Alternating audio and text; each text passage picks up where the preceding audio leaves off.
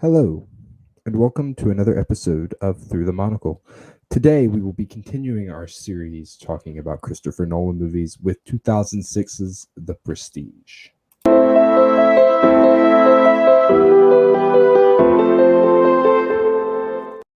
As always, I'm your host, Grant Ingram, back with another new room. And joining me today, it is the Fallon to my Alfred. It is Grant Skellen. How are you doing, Grant?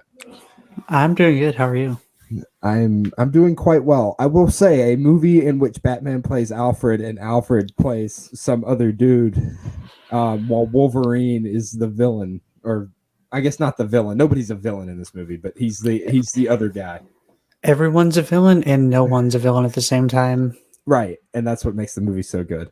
Yep. I was not expecting it to be this good. This is right after Batman Begins. In case you couldn't tell that Nolan likes working with the same people over and over and Christian Bale? Ball? I don't know how to say his name, sorry. It's Christian Batman, which is Bible Man, by the way.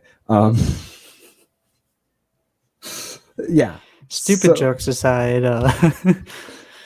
Yeah. Yeah. Movie's good. Yeah. And that's about all you could say about it. Yeah, I mean, it's a very good movie.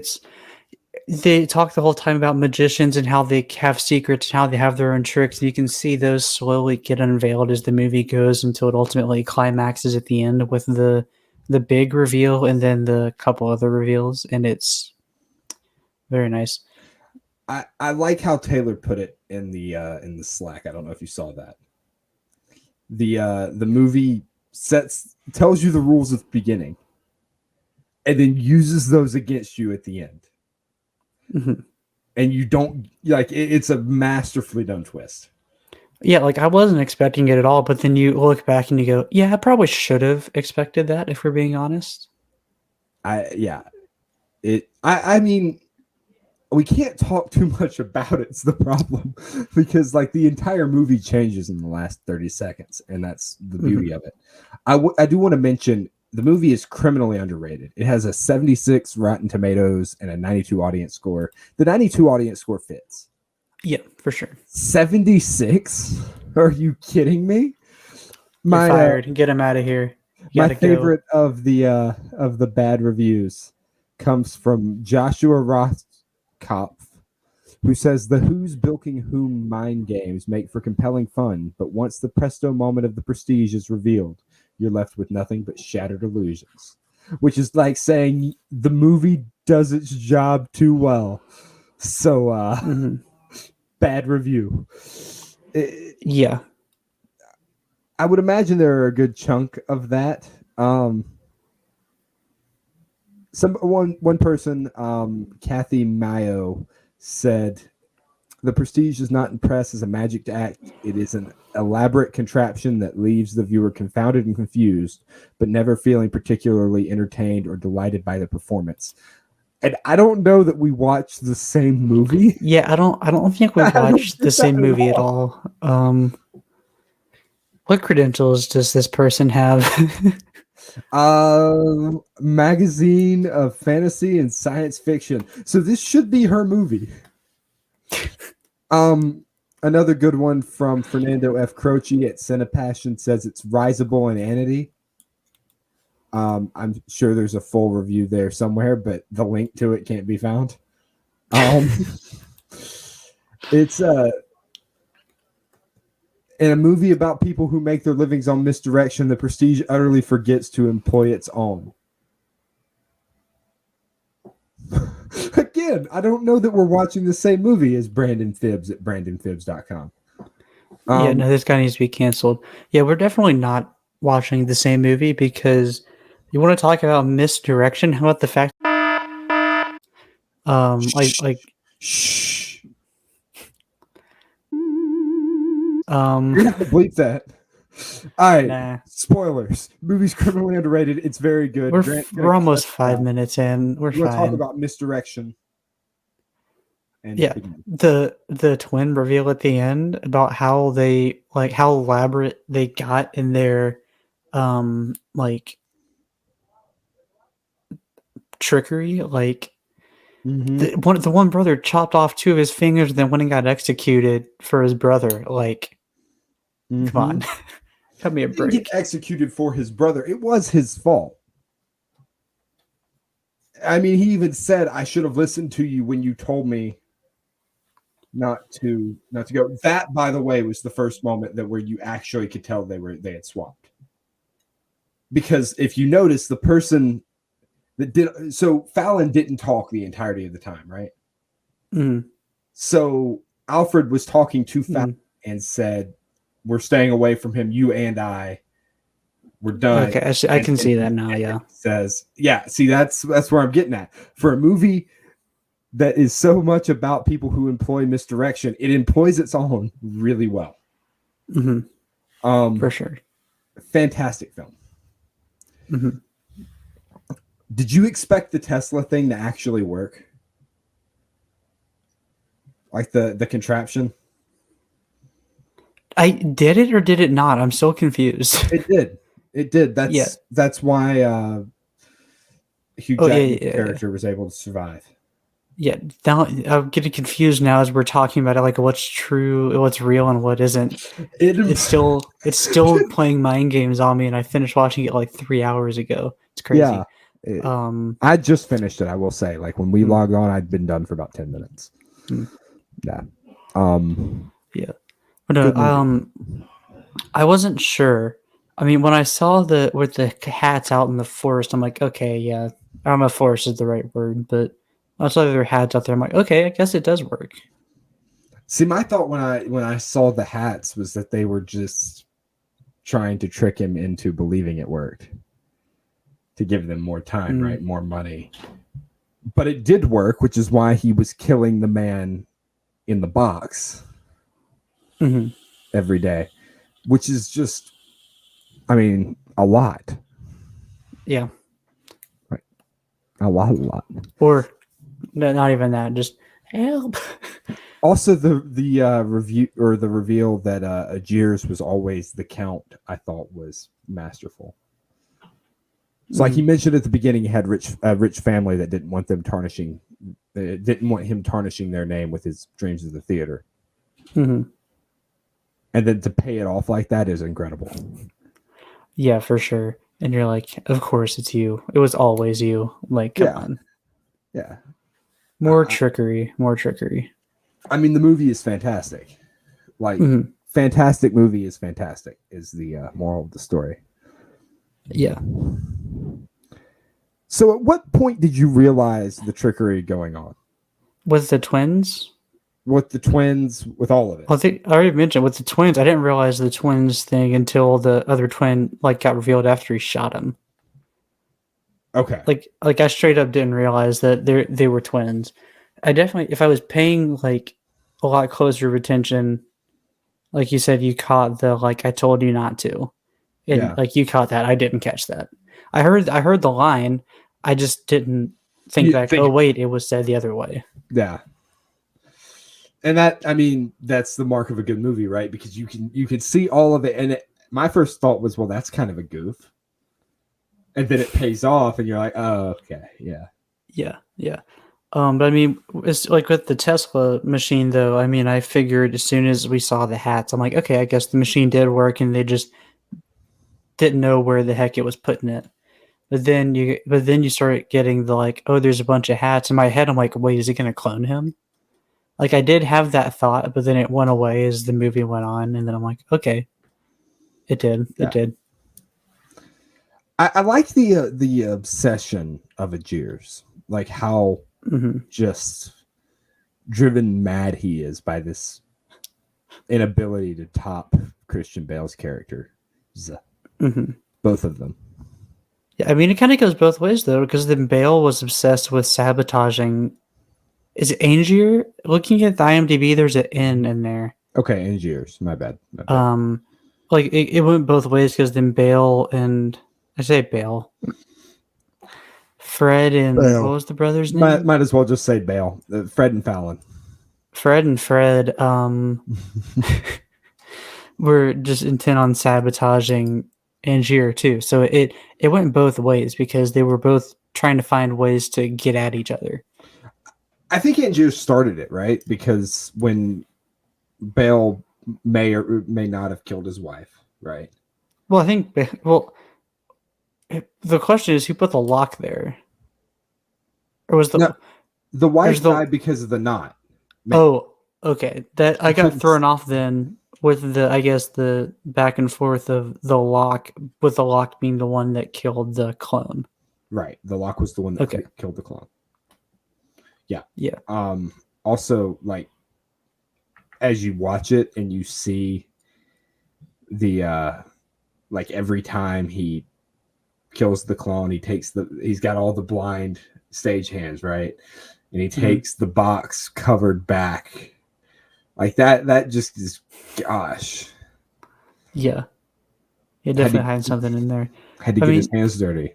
yeah, I mean, it was the knot, but the wife also, if I'm remembering correctly, gave a nod like, let's do the more difficult knot. Yeah, but the thing is, Bale didn't even know if he'd done the more difficult knot. He couldn't remember. See, that was the thing. He didn't know. He couldn't remember, or he didn't want to remember. I don't know, but he kept saying, I don't know. That was the question he kept asking himself. And then Angier showed up and shot him.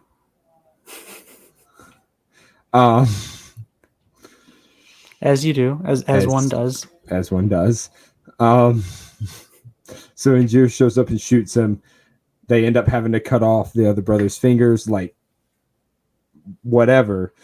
And the next thing that Bale does is like flatten the dove, right? I don't know what's going on with my monitor. I think it must have fallen asleep. The next Grant thing has that Bale emerged does from the shadows like the twin. The next thing that Bale does is flatten the bird. Didn't kill anybody. Never got there. Harmless little prank where the bird dies. So the bird didn't think it was very harmless, but still. Well, the bird couldn't think afterwards, so. Right. And then Angier shoots back. I don't remember exactly how he shot back. My brain, the more we talk about it, the more my brain gets even confused just thinking back about the movie. Like, it's still working, so my brain is, like, not functioning properly right now. Okay, so Angier shot back by sending Scarlett Johansson's character over to spy on him. And then in response to that, Bale went and broke Angier's leg. And also, like, stole his girl. Sabotaged the show and stole, yeah.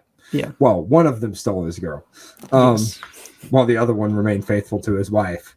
Which, by the way, that was another thing that paid off, the whole "you don't love me today" thing. Like, my gosh. Which obviously begs the question of, like, why? Why not just stay with your wife? Sorry, before the issues with my mic, where I was going with that is, like, what was the need for the twins to swap even with the wife? Like, what was the purpose of that?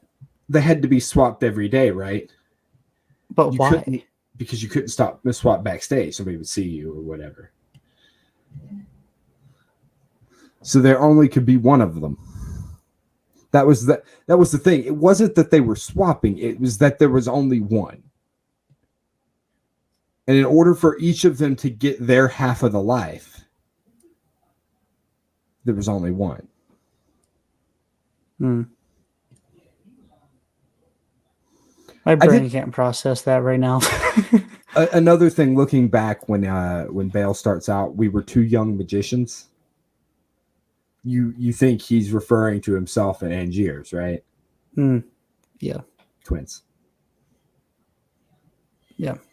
It's crazy. It's absolutely crazy. This movie is just utterly amazing. It tells you its own rules and then still uses them against you.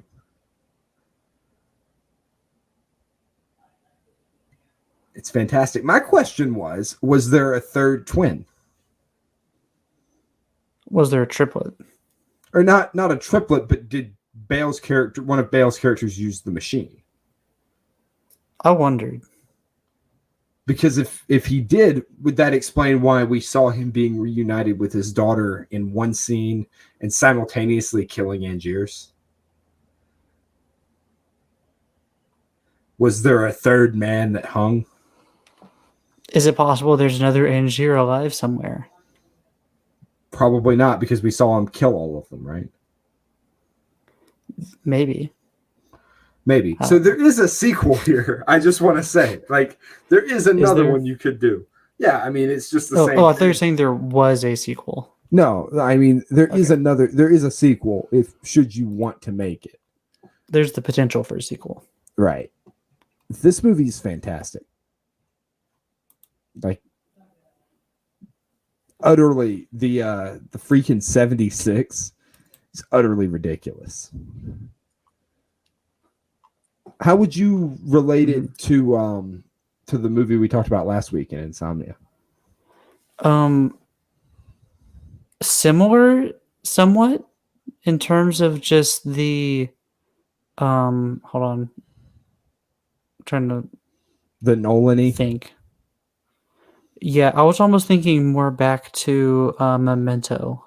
Of how there were different, not jump cuts kind of, but just how different information from different times were interspersed throughout it. So then you're kind of left with the mystery of what's real, not what's real, but how did this stuff all connect with each other? Yeah, I can definitely see that.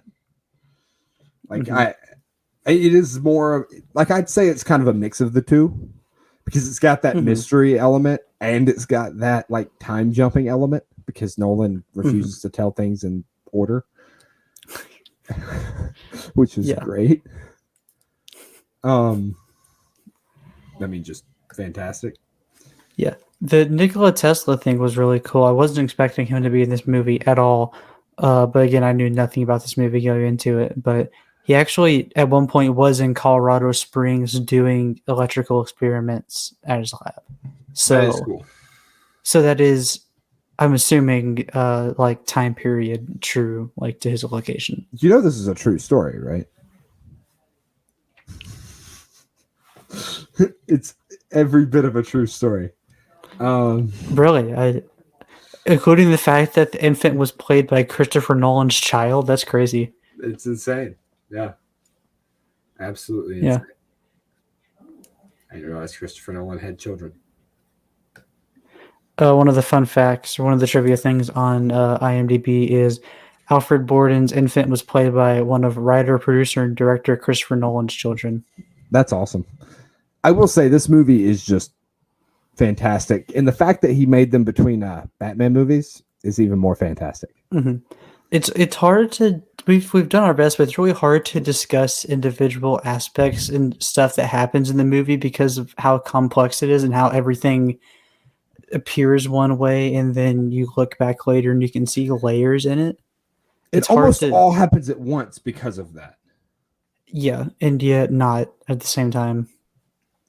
Right. Well, and like if you watch the movie, everything's happening sequentially.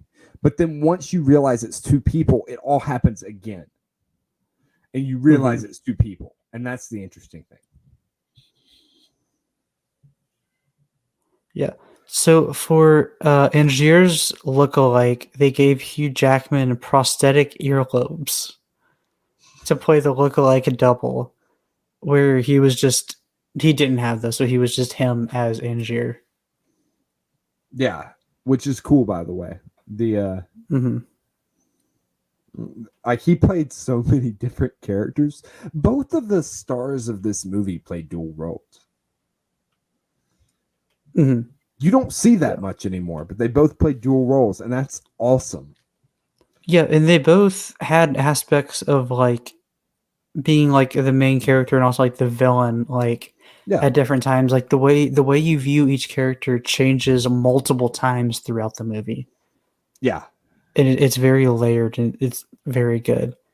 So what is the IMDb? Is it still 76? So this was his lowest rated movie on Rotten Tomatoes until Interstellar came along in 2014, which actually has a lower tomato score at 71%. Interstellar's a 71? Gosh. All right. So that, by the way, that's the movie we're talking about next week. We're talking Interstellar. It's the last of his we can really talk about other than Dunkirk that really fits our 5-year thing. Yeah. Or Batman, and we've already talked about one of those movies. And we've discussed that we're going to do Batman at some point, either on this show or our other show. But considering we only had a month with Nolan, it didn't make sense to retread those waters. Especially since we'd already talked about the best one of that trilogy. Yeah, and it absolutely is the best one. I mean, the others are also, as far as I can tell, I haven't seen them, but I think they're all at least pretty highly rated. And 1 and 2 are swappable for the best of the trilogy. 3 is considered less good, but I personally love it. So, yeah, I don't know why Interstellar is so much lower rated. Interstellar is a good movie. It's a very good movie. I'm trying to look because I saw something. Which one? Interstellar? I've not. Okay, so we'll get there next week. The Prestige, fantastic. Hugh Jackman. So think about this: you have Batman, Alfred, and Wolverine playing a combined like dozen roles. Yeah, no, they all do very well, and it's really interesting that you get to the end and you can go back and look and be like, Cutter knew about the twin. Yeah, like I bet Cutter. Yeah, like Cutter had to know the whole time. Yeah, and that adds another layer in there of he knows, and it's like that's like his trick is the fact that he knows both sides at the same time, and isn't saying it. Yeah, he's almost like Alfred in that way. I will say Michael Caine acted his butt off for this movie. He did, yeah. Like he acts his butt off in every movie, but he really acted his butt off for this one. Yeah, no, he did a great job. But I mean, it's definitely Christian Bale and Hugh Jackman are just fantastic throughout this whole movie because, like you said, they're having to play multiple characters, and they do it well. Like you get Hugh Jackman as the charismatic comedian and the drunk guy who's drunk all the time, and everything in between, basically. Because then he's having to go and interact with Nikola Tesla and be like, hey, you have this machine, and then he's like, wait, you didn't actually make this. But then it's like, wait, but it actually works. It's like back and forth and crazy. Everybody's got like an absolutely fantastic role. Even like Scarlett Johansson, who isn't, I wouldn't say a focal point of the movie, is fantastic in the movie. This is before Iron Man, by the way. So this is before she was Black Widow. So to be clear, we have Wolverine, Batman, Black Widow, and Alfred in this movie. Yeah. And Scarlett Johansson's character is really obviously just the stage help and the lover of the different people, but she also has her own tricks in there because she gets sent, but then flips and then falls in love with, I guess it's Fallon, or the twin. You get the twist in there, and it's really interesting. Holy crud, I didn't realize this. I don't know how I missed this because of the eyes. You know who played Tesla? David Bowie. David freaking Bowie. Yeah, I had no idea when I was watching the movie until I saw the IMDb. And you have Andy Serkis as Ali. So we have 2 Alfreds in this movie, to be clear. Let's see. I'm looking just to look through because... So is Serkis the younger one towards the beginning, and then it's Kane as the older version? Wait, never mind. Scratch that. No. Serkis is Alfred in the new... like the ones with I was being stupid. Ignore me. You were being stupid. Cutting that. It's okay. You're usually stupid. We give you you're allowed. I get a pass for that. Yeah. Sort of. But yeah, no, movie is fantastic. The other question that I have now thinking back is, did the daughter know that there were 2? No. Yeah. Okay. Probably not. Because she saw her dad in jail. She's gonna have to know eventually that one of them got executed. Like, and why? Why couldn't her dad have just pulled off the greatest trick of all time? Because there's proof that one of them got executed. Yeah, but this isn't the internet age. This is the 1800s. So the only way you would know that is if you've had the newspaper from that day. Yeah. Or somebody told you. It's not like you could just look it up. And even then, what are you looking up? Some random guy dies?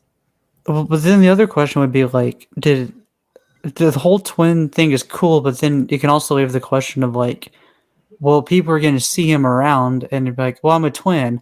Yeah, you sure about that, buddy? You sure you're a twin, huh? Like, how many people saw him die? Yeah, but there's still a whole other person that has to be accounted for. Because, yeah. And why? What is the accounting there? They've killed the man who committed the murder. But then the girl is like, "This is my dad." It's like, yeah, but your dad's supposed to be dead. Yeah, but who cares about the girl? Who cares about the poor little girl? The girl's 3. She would be a ward of the state if it wasn't for the count, who is now dead. So the count's the only person that should care about her, but he's dead. That deal was off the books. Michael Caine's character obviously knows, but isn't going to tell anybody. So the little girl is a child. She looks completely different in 2 years. The only people that would know about those are the people that were close with her as like a family, but this is the 1800s. Like, and her mom committed suicide. So like, who are we really like who's really going to say anything here? By the way, Rebecca Hall was also fantastic. Speaking of, yeah, well, what I'm saying though is, like, do the people there know there's a twin because they would know the face of the person who supposedly got executed? Somewhat, at least. Some of them would, but then they see that face walking around. And it's like, wait a second. Well, you were executed. There might be that. Wait a second, but the guy died. Like, everybody knows that guy died because people saw him die. Yeah, but then it's like, some people though might not realize it. Is what I'm saying. But then it's like, oh yeah, of course you're a twin, and then that could, I don't know. My brain is just trying to work through scenarios. No, and I get what may not be doing it well, but no, I get what you're saying. I understand it. My point being, it's the 1800s and nobody cares. Or if they do care, like, what are they gonna? They're not gonna throw him in prison. He's dead. People saw him die. He died. Like, he did. So the brother thing or the twin thing flies because the first one's dead. Oh, that's a lot of damage. Hit the wrong thing. Damage. Sorry. Grant's clicking ability leaves a lot to be desired. Yeah. Work on that, Grant. Yeah. I specifically requested it.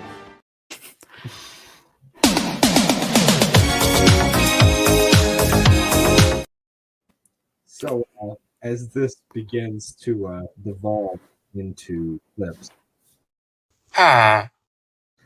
we should probably the rest. It's been about 30 minutes. Normal running time. The Prestige is a movie that I think has been criminally underrated by critics. I think the audiences pretty much have it. Yeah, I mean, the audience is at a 92. Like, I don't think you can sit here and complain with a 92. Like, if you get 92, very good job. Like, yeah, the 8% of critics, people who don't like it can go pound sand. Yeah, the 76% though, yeah, that's low. That's low. I don't know what the heck they were thinking. Like, I mean, considerable number of negative reviews were literally just the movie does its job way too well. For example, what was the budget, real quick? I am curious versus what it made. This is the one I hadn't seen. Like, I think I've seen all of Nolan's, at least since Memento. I haven't seen Following, but I'm pretty sure I've seen all of his stuff other than this one. Yeah, so the budget was $40 million, which I think is about the same as it was for Insomnia, if I'm not mistaken. I think that's around that number. Yeah. Box office only $109 million. That's weird. That's really weird. Is that There's no way that's what? I mean, it is okay. So it is a period piece, and like Christian Bale at the time maybe isn't as big of a draw. And I have to think Hugh Jackman kind of would be. I will say, last thing I'm going to mention about the new thing I'm going to bring up. I've seen The Greatest Showman. Grant, have you? Did we talk about The Greatest Showman on the other podcast? We have not. I have not seen that movie. It sucks. But Jackman's character is almost the same. So I can definitely see why he was chosen to run the circus after watching this movie. Like, it makes sense. But yeah, that movie sucks. Yeah. This one does not. This movie is very good. I think Taylor made the argument that it was Nolan's best. I personally love Memento, but I personally love all of Nolan's stuff. Yeah, I haven't seen enough to say that, but I mean, this movie's good. Batman's really good. Insomnia. I say I like those three more than Memento. Not that Memento's bad, but I think Memento, the you said three are better. You said you had a hard time following anyway, so like if Yeah. Like, I don't have a problem with any of Nolan's stuff. I want to say I've seen them all. Like, if we went through a list real quick, just because I kind of want to now. Because I'll have to, if I have seen them all, I'll put up together a ranking for next week. Just for the funs of it. All right, filmography. So I've seen Memento, I've seen Insomnia, I've seen Batman Begins, The Prestige, The Dark Knight, Inception, Dark Knight Rises. I've seen them all, except for Following. I've seen all of them. I've seen his last two in theaters. I'll put together a ranking for next week of how I feel they fit. But this movie is they're all good. Like, I can't say it's my favorite because then, like, what the heck, man? They're all just fantastic. Yeah, I mean, just thinking through it from the ones I've seen, I think my favorite's The Dark Knight, and then I'd say probably Insomnia, and then this. But again, it's super close between those three. Like, those are all fantastic movies. And I want to just say, Insomnia is the one that nobody ever watches. So, like, that's saying something in and of itself. But yeah, I think that's just like we agree that this 76% critic score is bad. I think Insomnia is underrated. I mean, Heath Ledger. Yeah, it's Heath Ledger. It's the Joker. I mean, that's all I need to say for that movie, I feel like. For sure. No, I'm not saying that you don't think Insomnia is underrated. I'm saying the fact that that's in your top three and it's the one that nobody ever watches says how good his movies are. Well, I've also only seen 4, so. Well, true. Soon to be 5. But. Yeah, and I mean, like I said, I like Insomnia more than I like this movie. So again, like I said, love this movie, just like Insomnia more. Yeah, yep, I can get behind that. I think it fits all of our criteria. It's a fantastic period piece. I personally would recommend anybody that likes movies watch this one. I've recommended my mom watch this movie. Like, it's a very mild watch, except for the woman hanging herself. Yeah. Like, other than that, there's not really... I mean, okay, so there are a couple of moments where you just kind of go, ooh. Well, like, there's no, like, intense gore, nothing crazy. It's a mild... Then it's like, holy crap, they've been killing themselves? It's Batman.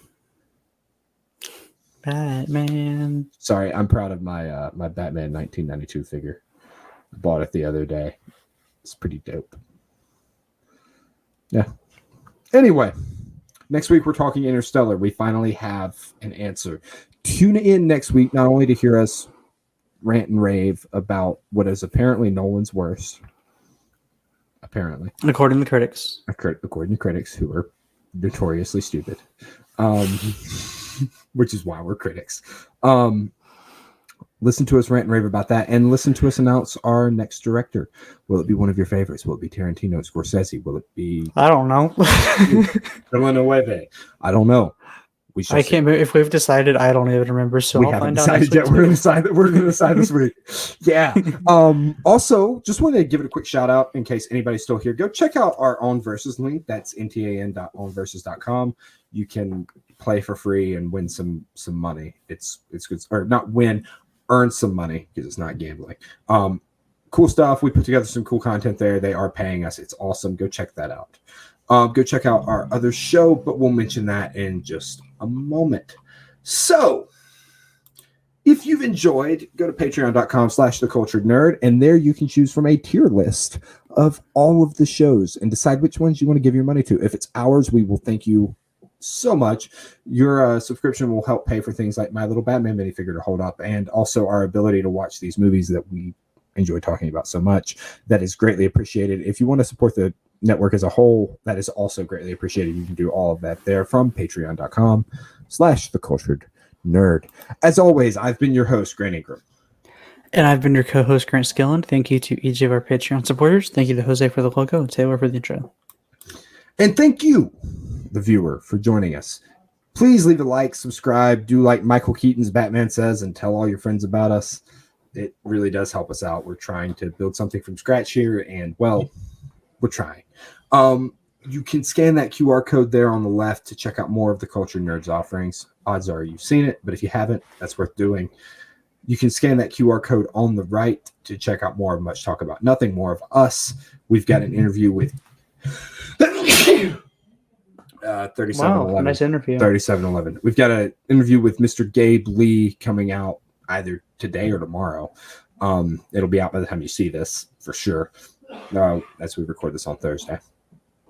And you can, again, scan that link or that code there at the bottom right to track that down. Thank you so much, and we'll see you next week when we talk about Interstellar.